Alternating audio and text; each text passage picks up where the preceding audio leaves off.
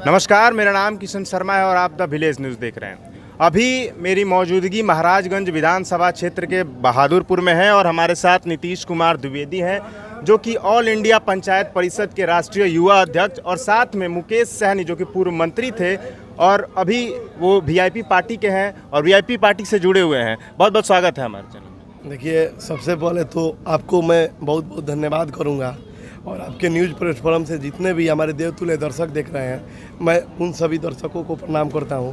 और आपका जो न्यूज़ चैनल का नाम है भारत की आवाज़, द विलेज न्यूज़ भारत की आवाज़, वाह! मैंने इसे, हमको नहीं लगता है कि इसे बड़ा सोच कुछ होना चाहिए, क्योंकि आज मेरा भारत है तो हम हैं, अगर भारत नहीं है तो हम नहीं हैं। और आज मेरी भारत माँ का मान सम्मान आप बढ़ा रहे हैं, इसको लेके मैं आपको दिल के गहराई से धन्यवाद कहूँगा। अब आप पूछिए क्या पूछना चाहते हैं। जी देखिए, पहला सवाल मेरा ये है कि मुकेश सहनी की पार्टी से जुड़ने का आपका क्या मोटिव है, मेन मोटिव? देखिए, सबसे पहले तो जान लीजिए कि जो संघर्ष करता है ना जी, उसको एक एक चीज़ पता होता है। आपको पता है ये माइक का कीमत कितना है जी। तो इस माइक को आप इतना बैग में सुरक्षा के साथ लाइएगा कि टूट नहीं जाए। और जिसके पास बहुत सारा माइक है, आप चले जाइए, ये जितना भी 12 चैनल वाले हैं लोग, कोई माइक बिगाड़ होता है, कोई चेयर बिगाड़ होता है, कोई पूछने वाला नहीं है। लेकिन आप यही माइक को और यही फ़ोन को बहुत सुरक्षा के साथ हमारे पास लेके आए हैं। और हमारे जो आदरणीय मुकेश सहनी जी हैं, इनका तो हम लोग मार्गदर्शन पे चलना इसलिए चाहते हैं कि सोचिए, एक शीशा काट के इन्होंने इतना करके मुंबई में ऐसा अपने आप को खड़ा किया। अगर ये चाहते तो मुंबई जो महानगर बोला जाता है, महानगर छोड़ के 7 समुंदर पार भी दूसरे अन्य देशों में जा सकते थे, लेकिन नहीं, उन्होंने फिर हमारे गंगा मैया के धरती बिहार में आ गए, क्योंकि बिहार को उनको बहुत आगे बढ़ाना था। और ये भी युवा हैं। आज मान लीजिए कि किसी बुजुर्ग आदमी के साथ हम राजनीति करें, सब कुछ करें और बीचे में वो चले जाए, हमको छोड़ के यहाँ से बीचे में वो चले जाए भगवान, क्योंकि रहने तो यहाँ कोई नहीं आया है, तो मेरा जीवन कोई ना कोई टूट जाएगा। ये है हमारे साथ युवा। और आदरणीय नेताजी का जो सोच है, 80 पिछड़ा को लेके जो आवाज़ है, और मैं अपने सन ऑफ मलाम आदरणीय मुकेश सहनी जी का बातों का, उनके व्यक्तिगत विचारों का, उनके सामाजिक विचारों को देखते हुए मैं अपने व्यक्तिगत प्रभावित होकर मैं उनको ज्वाइन किया, क्योंकि अगर महाराजगंज में कोई चाहिए तो हमारे आदरणीय मुकेश सहनी जी का विचार और व्यवहार और सभी जनता के साथ चाहिए। अच्छा, मुकेश सहनी जी महागठबंधन में हैं और अभी वर्तमान में महाराजगंज के जो विधायक हैं वो भी महागठबंधन के ही हैं, तो क्या कारण है कि आप अपने ही मतलब जिस पार्टी के गठबंधन में उसी के खिलाफ आप चुनाव लड़ने जा रहे हैं? नहीं, देखिए, खिलाफ नहीं लड़ रहे हैं। खिलाफ मतलब ये होता है कि विजय शंकर बाबा कांग्रेस से लड़ रहे हैं तो हम उनके सामने कोई और पार्टी का बैनर लेके आ जाए। बिल्कुल होता है कि देखिए, हमारे पार्टी के आज देखिए आदरणीय लालू प्रसाद जी के भी ज़्यादा परिपक्व कोई नेता बिहार में है, हम तो नहीं मानते हैं, लेकिन हमारे आदरणीय नेताजी देखे कि अब हमारा हाथ, चाहे हमारा सिस्टम काम नहीं कर रहा, हमारा शरीर साथ नहीं दे रहा है, तो उन्होंने चुपचाप नेतृत्व करना, राजा का काम होता है एक जगह बैठ के नेतृत्व करना। और सेना उन्होंने किसको बनाया? आदरणीय तेजस्वी यादव जी को प्रदेश का सेना बनाया कि जाओ और लड़ाई करो। आदरणीय मुकेश सहनी जी को सेना बनाया कि जाइए आप लोग मिल कर लड़ाई करिए। तो हमारे भी जो नेताजी हैं, हमसे ज़्यादा अनुभवी हैं, हमसे ज़्यादा रात देखे हैं, दिन देखे हैं, मिनिस्टर रहे हैं, बहुत परिपक्व नेता है, तो उनको भी मैं यही आग्रह करूँगा कि मैं भी आपका बेटा ही हूँ, आप नेतृत्व करिए, आप जो चीज़ महाराजगंज में देखें आप बताइए, लेकिन सेना मुझको बनाइए। अच्छा, आप विधानसभा में घूम घूम के जो है यात्राएं कर रहे हैं और प्रशांत किशोर भी यात्राएं करते हैं, तो क्या आप उनसे प्रभावित हैं? देखिए, प्रशांत किशोर जी को मैं नेता नहीं मानता हूँ, जो सच्चाई है।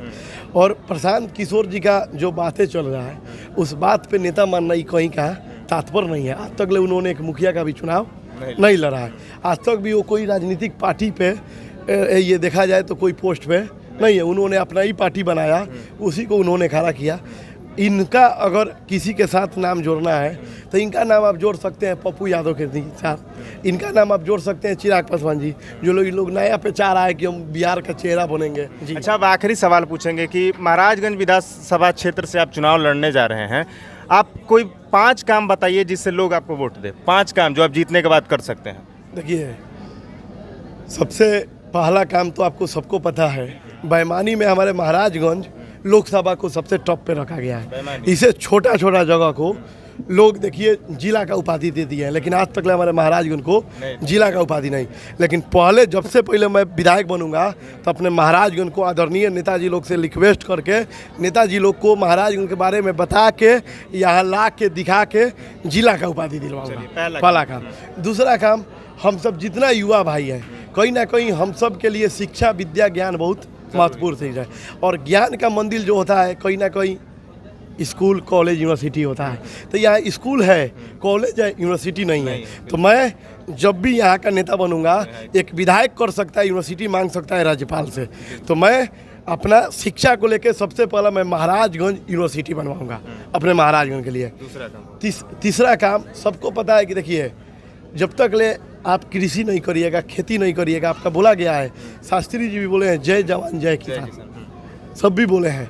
तो जितना भी हमारे किसान, जितना जवान भाई हैं, इनको कहीं ना कहीं आज खेती में इंटरेस्ट नहीं है, वो करना नहीं चाहते हैं, उनको पता नहीं है। लेकिन मैं नासिक में जाता हूँ, मैं औरंगाबाद जाता हूँ महाराष्ट्र में, मैं नागपुर में जाता हूँ, तो देखता हूँ कि वहाँ के युवा अगर उसके पिताजी प्याज उपजा रहे हैं तो वो बेचने का काम कर रहा है।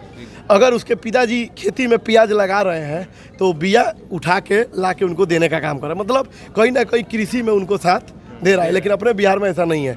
लेकिन जब हमारे यहाँ एग्रीकल्चर कॉलेज खुलेगा, हमारे यहाँ जो भी चीज़ आज मान लीजिए कि विदेशों में ट्रांसपोर्ट होकर घेवड़ा, गाजल, मुरई जो अपने यहाँ उपजाई जाता है, तो ये चीज़ यहाँ से इतना लेवल पे होगा कि यहाँ से दुबई और अन्य देशों में, अन्य राज्यों में यहाँ का सब्जी जाएगा। उसके लिए एग्रीकल्चर कॉलेज में खुलवाऊंगा कि मेरा जितना भी युवा साथी है कहीं ना कहीं कृषि में भी भाग ले।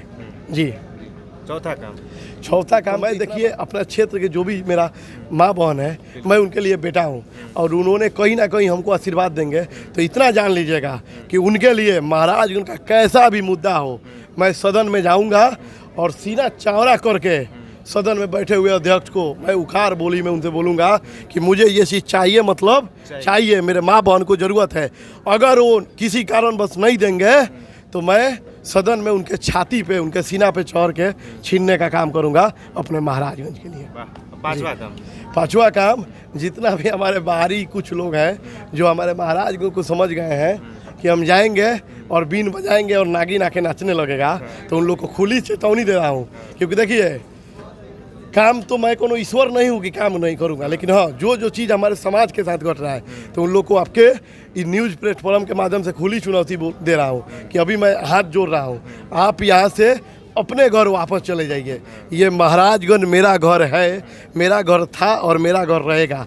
यहाँ कैसे विकास करना है, चाहे इसके लिए हम लोग आपस में झगड़ा करें, आपस में लड़ाई करें या आपस में रोए, या जो भी काम करना है हम लोग आपस में समझ लेंगे कि हम लोग को महाराज उनको करना क्या है और कैसे। तो सबसे पहले आते ये बाहरी लोगों को यहाँ से भगाने का काम करो। चलिए, बहुत बहुत धन्यवाद आपका।